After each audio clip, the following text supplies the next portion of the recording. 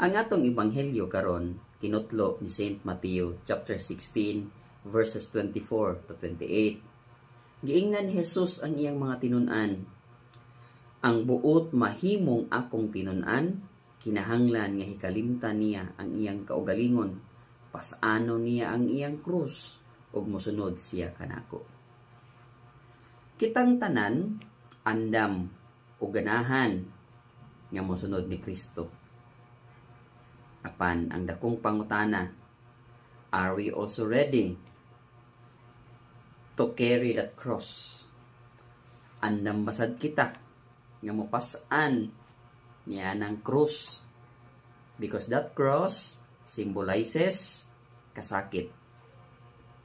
Sama sa gibuhat ni Kristo sa dihang gipas-an niya ang cross going to Calvary.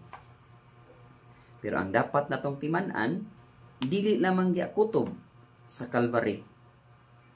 Apan after sa iyang kamatayon, adunay kabanhawan. Muna nga ang pagpasaan sa atong cross, ang mga kasakit nga atong nasinati, there is always a resurrection that is waiting for us.